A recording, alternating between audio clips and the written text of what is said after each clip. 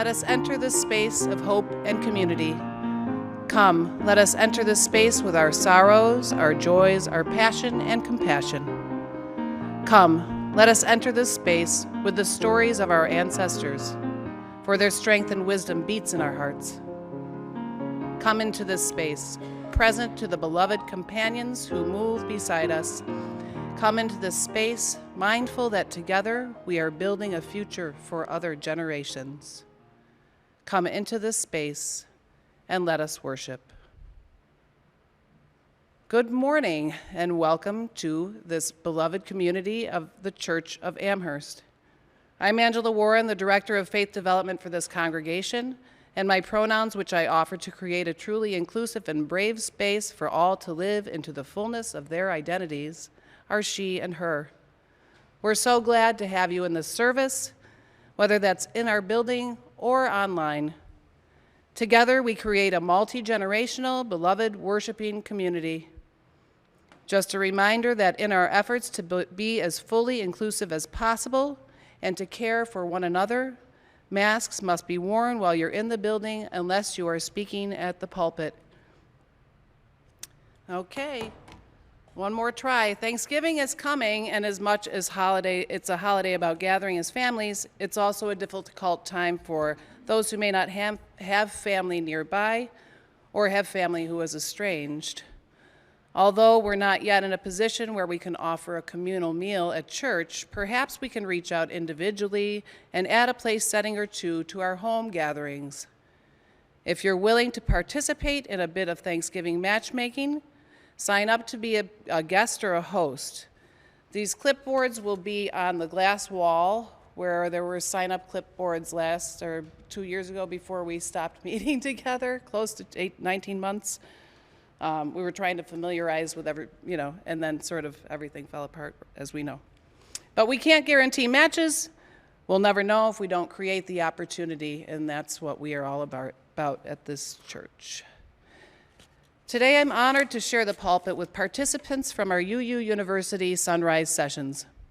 We extend our welcome to PJ Tents from Riverside, Salem, United Church of Christ, who shared in our learning.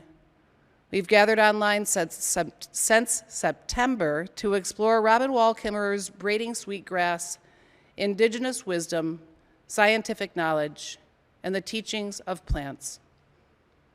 At each morning gathering, we offered one another companionship, continuity, and connection. We centered presence, attention, and patience with one another. And we extend those same intentions to all who are gathered in this sanctuary today. We gather this hour as people of faith with joys and sorrows, gifts and needs. We light the hope, sign of our quest for truth and meeting, in celebration of the life we share together. We also would like to share our chalice lighting words from the morning's book study. May we gather this morning to explore Indigenous wisdom whose worth is finally being recognized. May we learn as the trees do, with deep holy listening, interconnected, using the circle way as a form of practice. Friends, I want to take a moment to acknowledge something that has happened in our country this week as a young man was found not guilty for murdering protesters in Wisconsin. And so holding the sorrow, the injustice, and frankly, for me, the concern for future protesters and their safety and what this precedent can mean in our country, in a country that is just so divided and so broken. So in a moment, I'm going to gather the flame from our shared chalice and to light a chalice of sorrow, of concern, but also of hope. that we can continue to be the people who respond in love, who work for justice and compassion in our world. And so I ask you to just hold that intention as I light that chalice.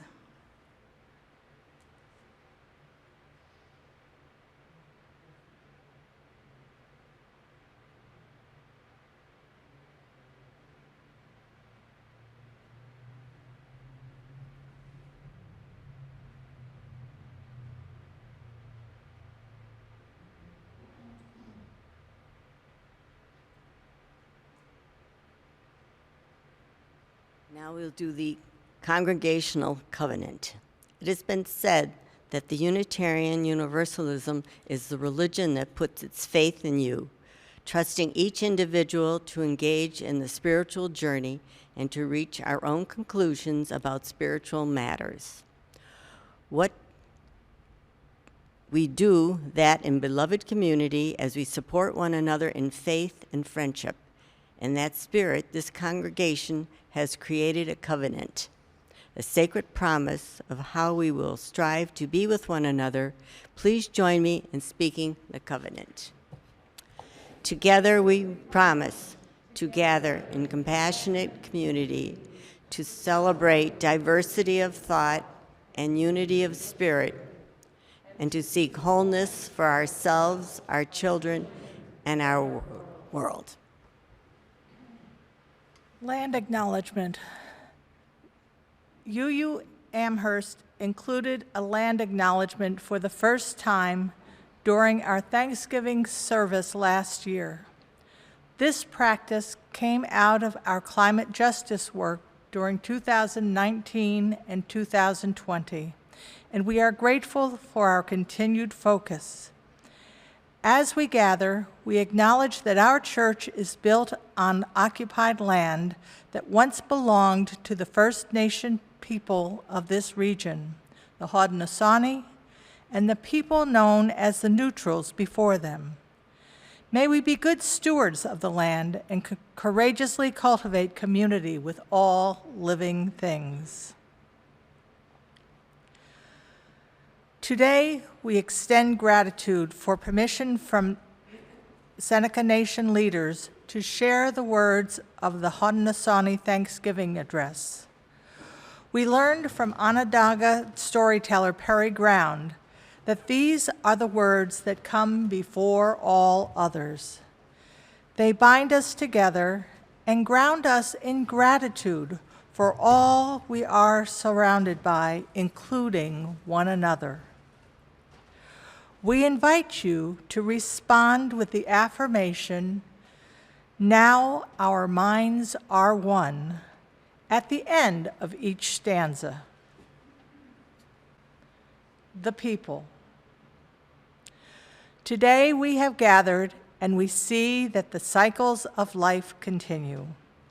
We have been given the duty to live in balance and with each other and all living things. So now we bring our minds together as one, as we give greetings and thanks to each other as people. Now our minds are one. The Earth Mother. We are all thankful to our Mother, the Earth, for she gives us all that we need for life. She supports our feet as we walk upon her. It gives us joy that she continues to care for us as she has from the beginning of time. To our Mother, we send greetings and thanks. Now our minds are one. The waters. We give thanks to all the waters of the world for quenching our thirst and providing us with strength. Water is life. We know its power in many forms: waterfalls and rain, mists and streams, rivers and oceans. With one mind, we send greetings and thanks to the Spirit of water. Now our minds are one. The fish. We turn our minds to all the fish life in the water. They were instructed to cleanse and purify the water. They also give themselves to us as food. We are grateful that we can still find pure water. So we turn now to the fish and send our greetings and thanks. Now our minds are one. The plants. Now we turn towards the east. Now we turn towards the vast fields of plant life, as far as the eye can see. The plants grow, working many wonders. They sustain many life forms with our minds gathered together. We give thanks and look forward to seeing plant life for many generations to come. Now our minds are one. The food plants, with one mind, we turn to honor and thank all the food plants we harvest from the garden. Since the beginning of time, the grains, vegetables, beans, and berries have helped the people survive. Many other living things draw strength from them too. We gather all the plant foods together as one and send them a greeting of thanks. Now our minds are one. The medicine herbs. Now we turn to all the medicine herbs of the world. From the beginning, they were instructed to take away sickness. They are always waiting and ready to heal us. We are happy they are still among us, those special few who remember how to use these plants for healing. With one mind, we send greetings and thanks to the medicines and to the keepers of the medicines. Now our minds are one. The animals. We gather our minds together to send greetings and thanks to all the animal life in the world. They have many things to teach us as people. We are honored by them when they give up their lives so we may use their bodies as food for our people. We see them near our homes and in the deep forests. We are glad they are still here, and we hope that it will always be so. Now our minds are one.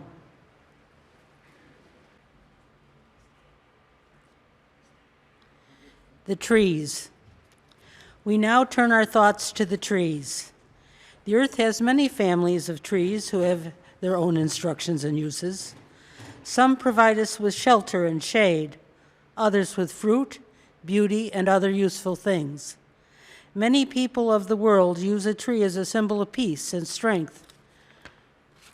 With one mind, we greet and thank the tree life.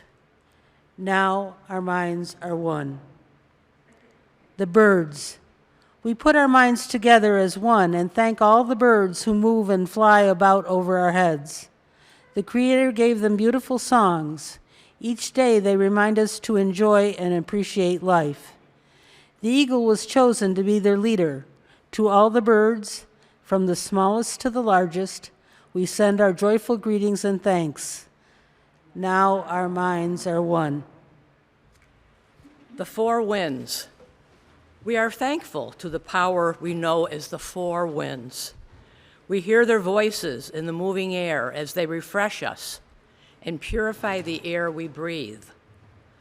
They help us bring the change of seasons. From the four directions they come, bringing us messages and giving us strength. With one mind, we send our greetings and thanks to the four winds. Now our minds are one. The thunderers. Now we turn to the west, where our grandfathers, the thunder beings, live. With lightning and thundering voices, they bring with them the waters that renew life. We bring our minds together as one to send greetings and thanks to our grandfathers, the thunderers. Now our minds are one. The sun. We now send greetings and thanks to our eldest brother, the sun. Each day, without fail, he travels the sky from east to west, bringing the light of a new day. He is the source of all the fires of life. With one mind, we send greetings and thanks to our brother, the sun. Now our minds are one. Grandmother Moon. We put our minds together to give thanks to our oldest grandmother, the moon, who lights the nighttime sky. She is the leader of women all over the world, and she governs the movement of the ocean tides. By her changing face, we measure time, and it is the moon who watches over the arrival of children here on Earth. With one mind, we send greetings and thanks to our grandmother, the moon. Now our minds are one. The stars. We give thanks to the stars who are spread across the sky like jewelry. We see them in the night, helping the moon to light the darkness and bringing dew to the gardens and growing things. When we travel at night, they guide us home. With our minds gathered together as one, we send greeting and thanks to the stars. And now our minds are one. The enlightened teachers. We gather our minds to greet and thank the enlightened teachers who have come to help throughout the ages. When we forget how to live in harmony, they remind us of the way we were instructed to live as people. With one mind, we send greetings and thanks to these caring teachers. And now our minds are one. The Creator. Now we turn our thoughts to the Creator, or Great Spirit, and send greetings and thanks for all the gifts of creation. Everything we need to live a good life is here on this Mother Earth. For all the love that is still around us, we gather our minds together as one and send our choicest words of greetings and thanks to the Creator. Now our minds are one. We have now arrived at the place where we end our words. Of all the things we have named, it was not our intention to leave anything out. If something was forgotten, we leave it to each individual to send such greetings and thanks in their own way. Now our minds are one.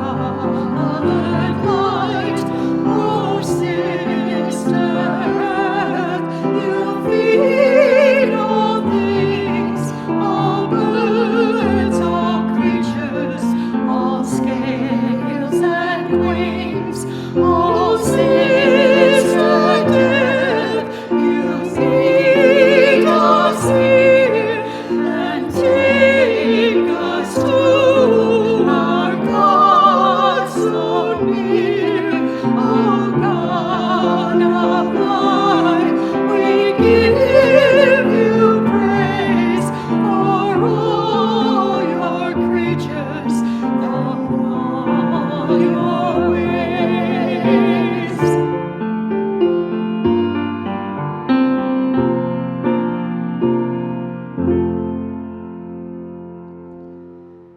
As Reverend Michelle stated in last year's Thanksgiving service, "Now our minds are one" is not an authoritarian declaration to force us into lockstep.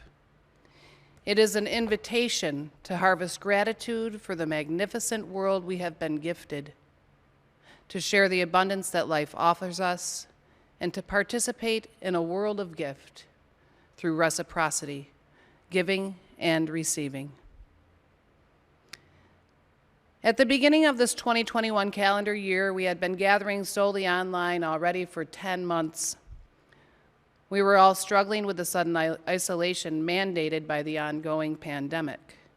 This community created virtual spaces of companionship, seeking to make sure that we continued to offer places of connection, learning, and common interest. We created virtual villages.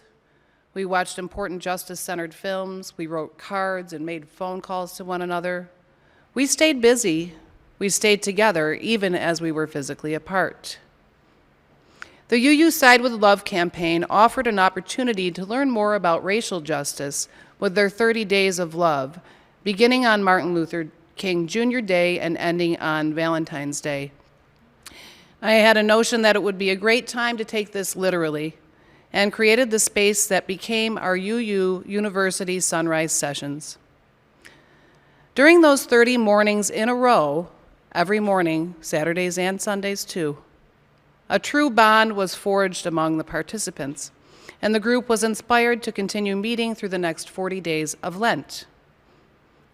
The beloved bond continued to emerge as we all navigated the continued isolation, even as we gradually emerged from the pandemic cocoon.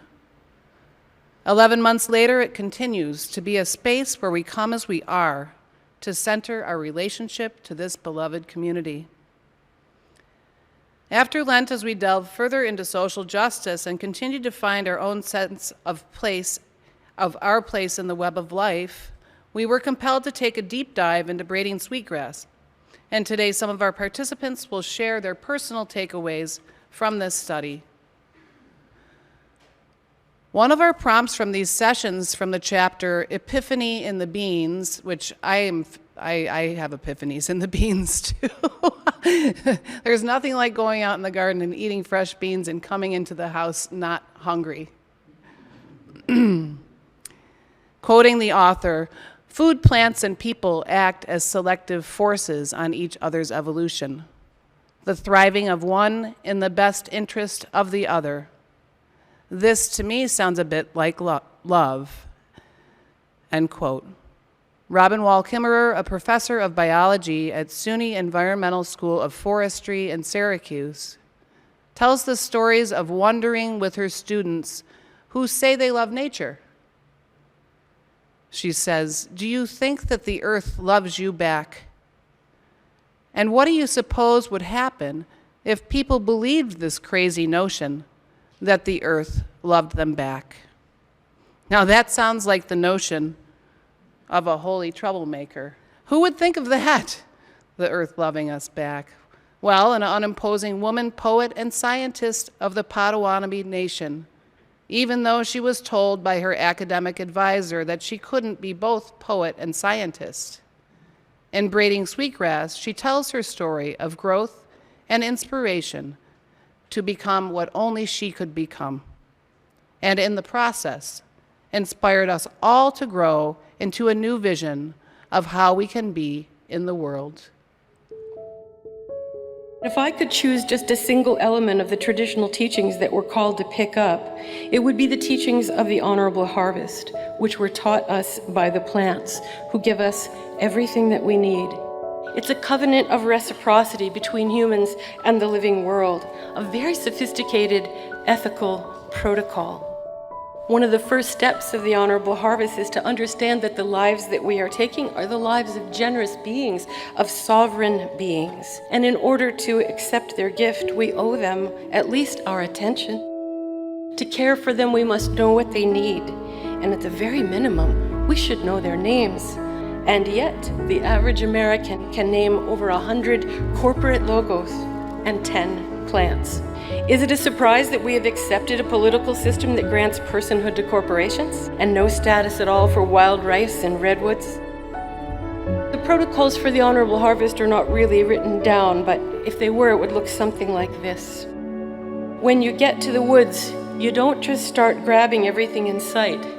We're taught never to take the first plant that you see, and that means you'll never take the last. This is a prescription with inherent conservation value. And then if we encounter another plant, we ask permission.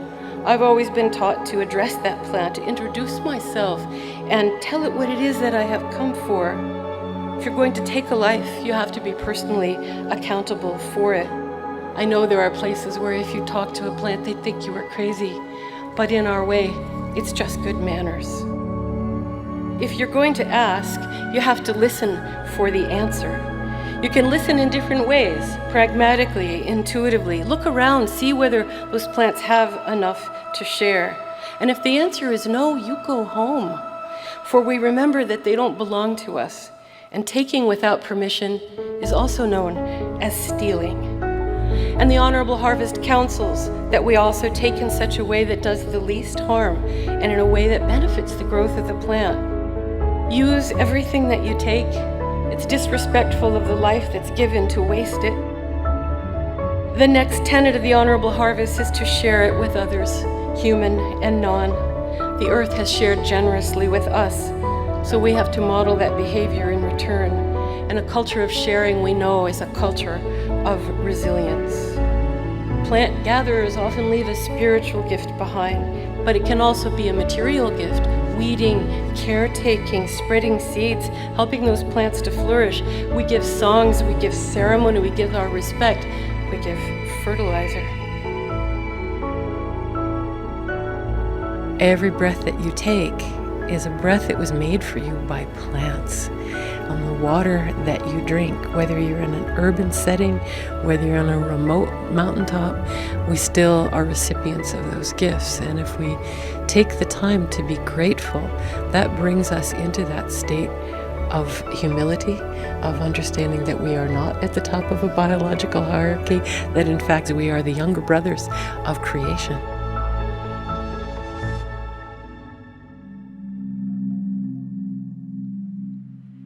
According to Indigenous tradition, being given a gift requires reciprocity. How can I give back to the earth for all the gifts it gives me? Robin Wall Kimmerer gives two broad suggestions. Be grateful for and pay attention to the living world. Using that framework, here are a few of the ways I think we can give back to the earth simply by being Western New Yorkers and members of this church. By learning about Indigenous cultures and honoring their earth-based traditions, which are sometimes kinder than the biblical stories. For example, the creation story of the Indigenous people is not the punishment of Adam and Eve's story, but that of Sky Woman, who brings gifts for the earth, and of the original man, who learns about living and being human from watching the animals. By reading books about nature, such as The Hidden Life of Trees by Peter Wolleben, which we read with the church's book club. Who knew about the beautiful interdependence of the trees in a forest with its layer of fungi, creating networks of support? By being grateful to our church for inviting the goats to rid our property of invasive plants, and for holding bonfires that remind us of the beauty and the usefulness of our property. By being grateful for the acknowledgement of the original inhabitants of the land our church is built on at every Sunday church service.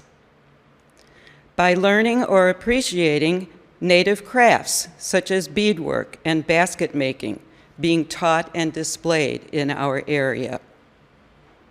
By acknowledging the beauty of our neighborhoods, where the color of the trees changing seems to me to be especially brilliant this year.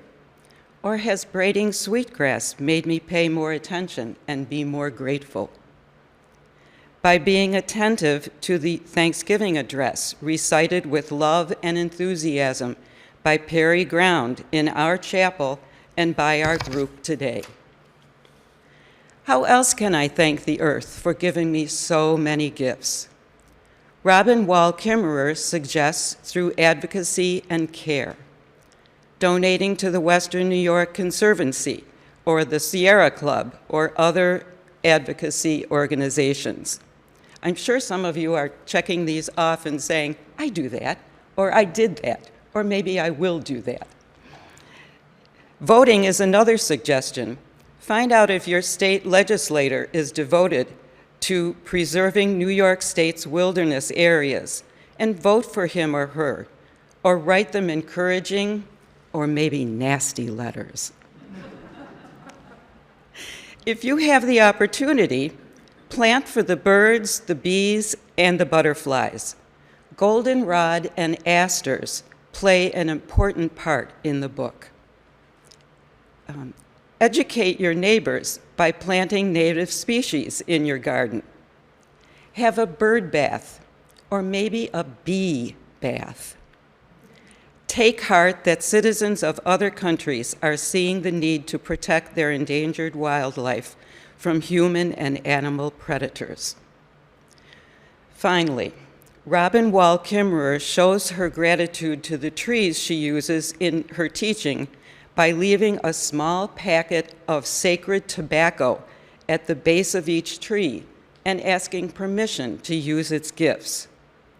I would not do that as a way of showing gratitude, but I can do the above actions in my life and hope that I am showing gratitude, attentiveness, and reciprocity in my own ways. We'll pause for a time of quiet reflection. This is from Braiding Sweetgrass, The Consolation of Water Lilies. We are showered every day with gifts, but they are not meant for us to keep. Their life is in their movement, the inhale and the exhale of our shared breath. Our work and our joy is to pass along the gift and to trust that what we put out into the universe will always come back. Let's pause for a time of quiet reflection to listen for that still small voice, however you name that.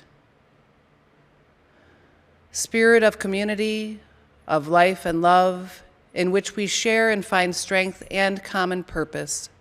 We turn our minds and hearts towards one another, seeking to bring into our circle of concern all who need our love and support. Those who are ill, those who are in pain, either in body or in spirit, those who are lonely or grieving, those who have been wronged. Holding in your heart the names of those needing love and support, we invite you to come forward and place a stone or shell on the labyrinth in honor of joys, concerns, and sorrows that you carry today.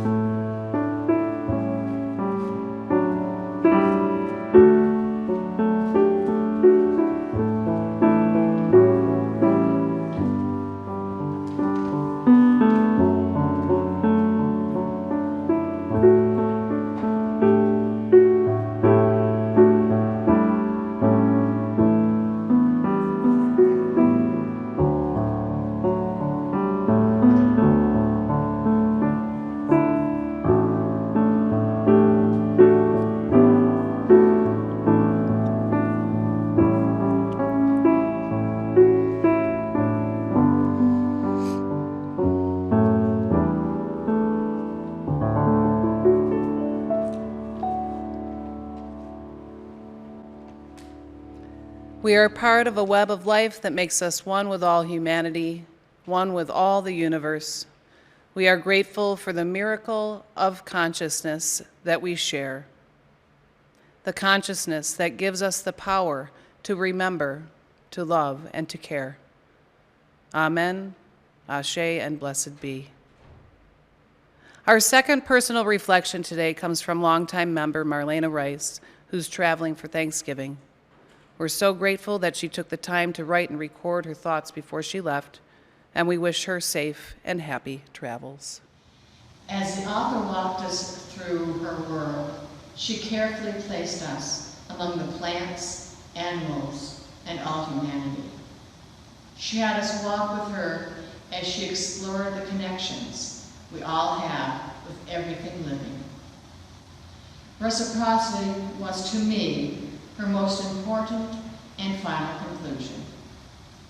There is a give and take among all things, but not a taking with the notion of greed or hoarding, nor is it giving until there's nothing left to give.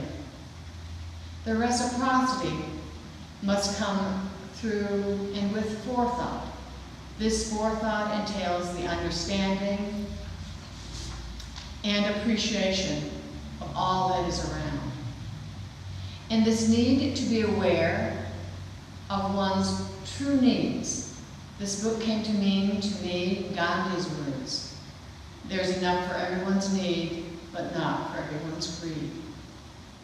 The world, viewed through the author's eyes, was not one of scarcity, nor greed, nor fear. Her world was a world of generosity, abundance, and love. We must each do our part and look around and realize that it is paramount for us to think about what true need is, and not go about the world with a lack of consideration that breeds greed and scarcity. But rather look around the world and realize, as the Native Americans did, that the world, Mother Earth, is an abundant, wonderful, and generous mother. But we must take care of this mother and treat her with deep and abiding respect, so she will be here with all her abundance to take care of the generations that will follow. A recurring theme in Braiding Sweetgrass was Kimmerer's idea of a bill of responsibilities, not just a bill of rights as we learned in school. She felt that we should widen the circle of responsibility to include not just our own families and immediate community, but to include the well-being of the greater community as well. And the greater community for Kimmerer includes not just our fellow humans. It includes the trees, the animals, the water, the sky, and the land, all of which contribute in their own way to sustain and nourish us. And as they nourish us, we should care for them in kind. Our responsibility to the greater community, according to Kimmerer, encompasses the loving behaviors that we show our own families. The list of loving behaviors that Kimmerer talked about, our participant, Linda Gardner, remarked that this list sounds a lot like our Unitarian Universalist principles. They are as follows: nurturing health and well-being, protection from harm, encouraging individual growth and development, the desire to be together, generous sharing of resources, working together for a common goal, celebration of shared values, interdependence, sacrifice by one for the other, and the creation of beauty. Since my daughter lived in Syracuse and Robin Wall Kimmerer, the author, lived in Syracuse area too, I knew firsthand the Native Americans were working on cleaning up Onondaga Lake.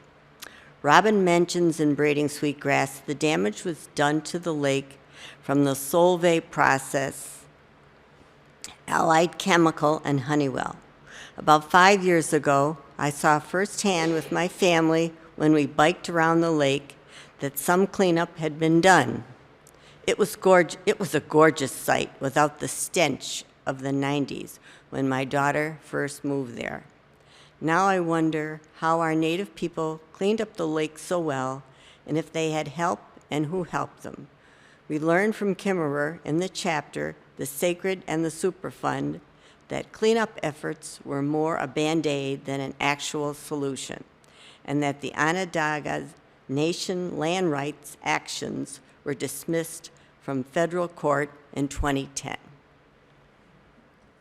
Kimmerer remarks on the struggle of her people and of all of us.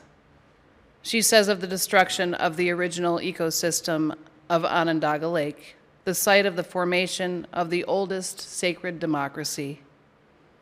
Quote, "More frightening to me than the act of execution is the mindset that allowed it to happen, that thought it was okay to fill a lake with toxic stew."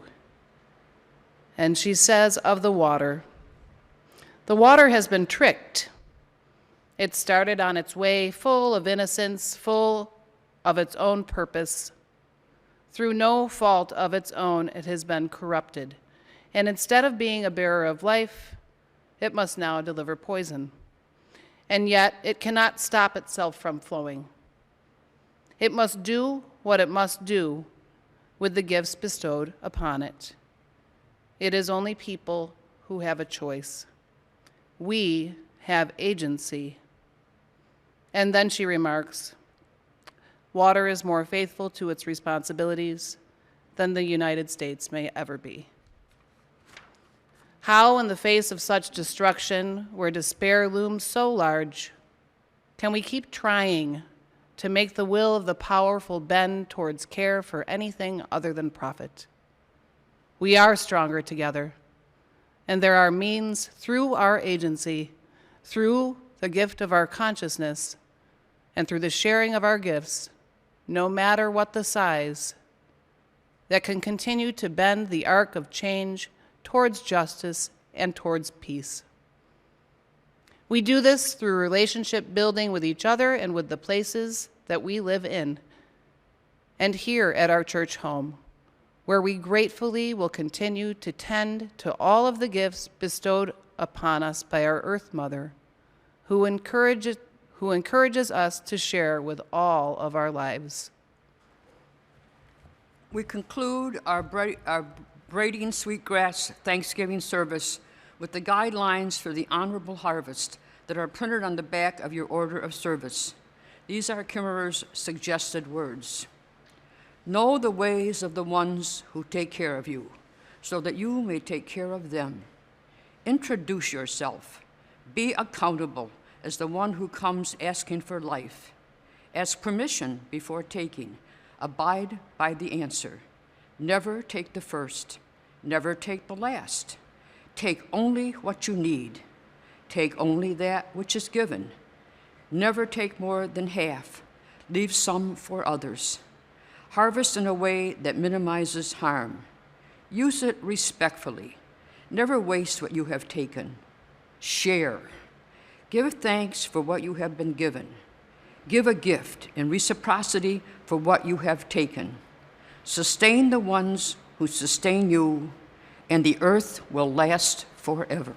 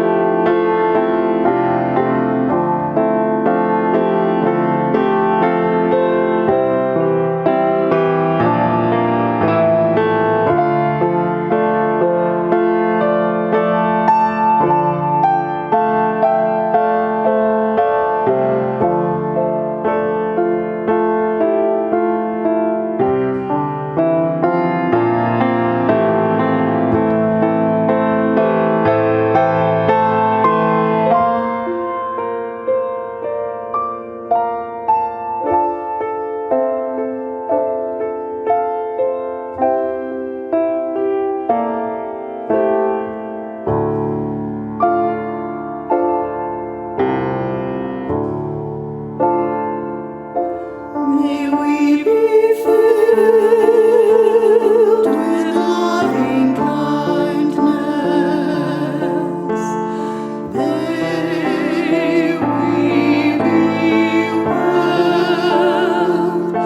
May we be filled with loving kindness. May we be well. May we be peaceful and at ease. May we be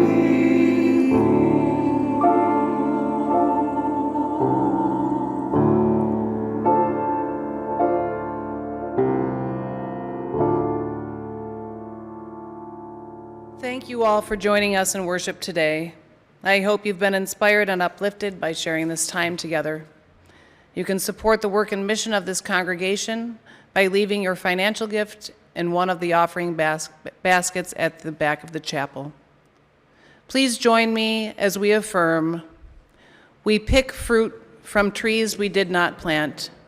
We drink water from wells we did not drink. This is as it should be, so long as we dig and plant for those who will come after us. And today, you're invited into reciprocity by receiving a gift from our giveaway table at the back of the chapel. Please help yourself to a blade of sweetgrass that's in the center of the table. Thank you, PJ, for bringing that to us. And any of the spirit-filled gifts or the food gifts that are on the table. They're for your sharing, as are the homegrown potatoes. There's little sacks next to a colander. The ones in the colander are what grew on our campus here. You can take some, put them in a bag, take them home, eat them, or you can put them in the pantry as a gesture of generosity and gratitude. And now we extinguish our chalice with these familiar words. We extinguish this flame, but not the light of truth, the warmth of community, or the fire of commitment. These we carry in our hearts until we are together again. A benediction is a blessing, a way to close the sacred place we have shared and to transition to our regular lives, knowing we are deeply connected even when apart. We leave one another with these familiar words of celebration and prayer. May your house be a place of happiness for all who enter it, a place where the old and young are renewed in each other's company. A place for growing, a place for music, a place for laughter. And when shadows and darkness fall within its rooms, may it still be a place of hope and strength for all who enter it, especially for those who may be entrusted to your care. May no being be alien to your compassion. May your larger family be the family of all creation. And may those who are nearest to you and dearest to you constantly be enriched by the beauty and the bounty of your love for one another. Thanks for being here, everyone, and thank you so much to all of our participants today.